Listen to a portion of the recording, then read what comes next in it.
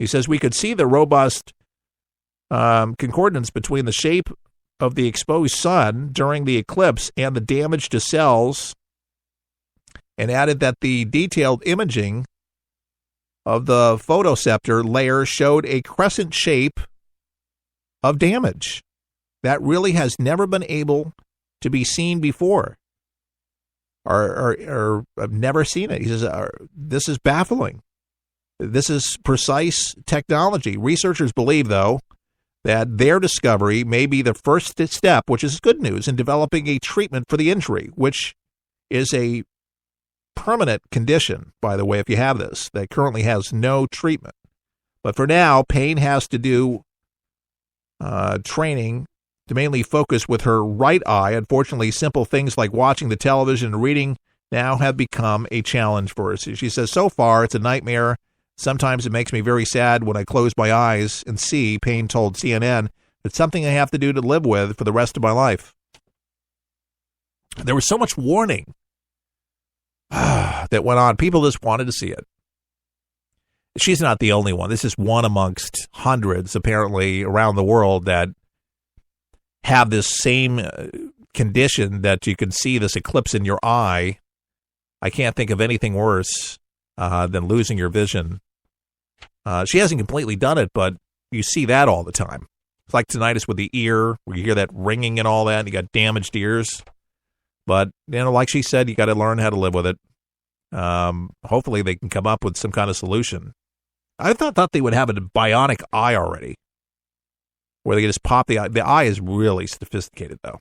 Yeah, someday, I don't think anytime soon. By the way, political commentator Michael Reagan was telling Newsmax yesterday that Senator Al Franken's resignation giving higher ground to the Democrats, and they will use it to try to keep the women on their side of the spectrum coming the election in 2018. Well, thank you, Michael Reagan. I didn't even have to talk to Newsmax. Of course. Of course. This gives them the moral high ground to now go after Donald Trump and anybody around him in his administration, and they will be digging up any type of accusations or inviting. I wouldn't be surprised. I wouldn't be surprised if they don't put out ads in newspapers, periodicals, advertising. If you have had an awkward experience with any of these people, call this number and we will give you money. We just want your story. They will go through any extent. This is the resistance. They got the money.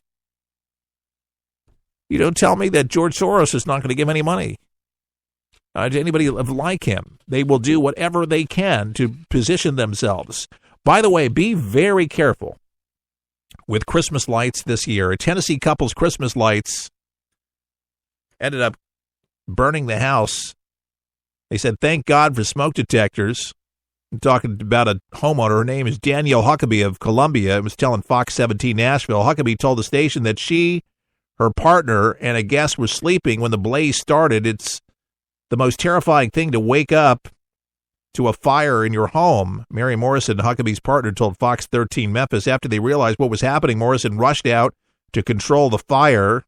Our guest that was staying with us yelled, fire, fire, and then you grabbed the fire extinguisher.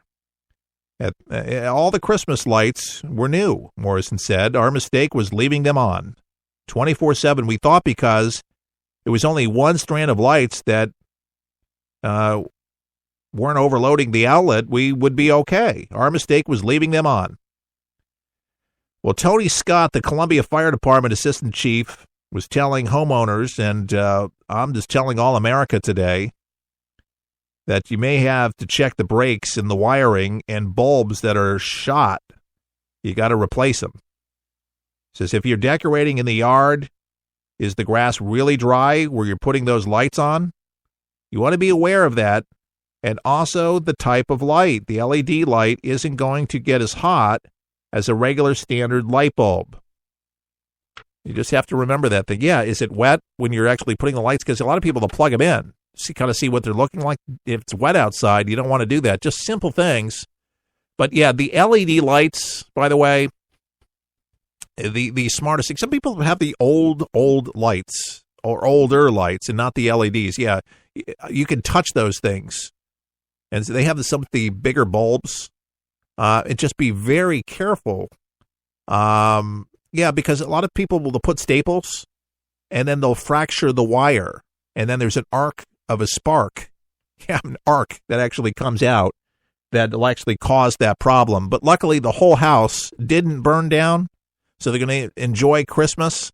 But be really smart about it. Don't take any of this stuff for granted, because you could be torched with everything in it and your loved ones. Don't allow that to happen. Unfortunately, these tragedies do happen, but they learn their lesson. Yeah, when you're stapling away, you could be stapling that wire that could torch your house. Be very careful when you're doing this. And there's other things that you can do besides stapling when putting those lights up.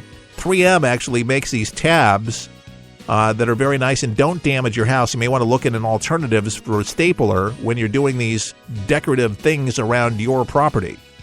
And there is a good reason why you need to take care. All right, folks, another hour, and here comes another weekend. Glad you tuned in. If you like the show, please share the show. Our web address is forthepeopleshow.com. Remember, your donations make a big difference. Thank you so much. Keith Allen, For the People, all the best. May God bless.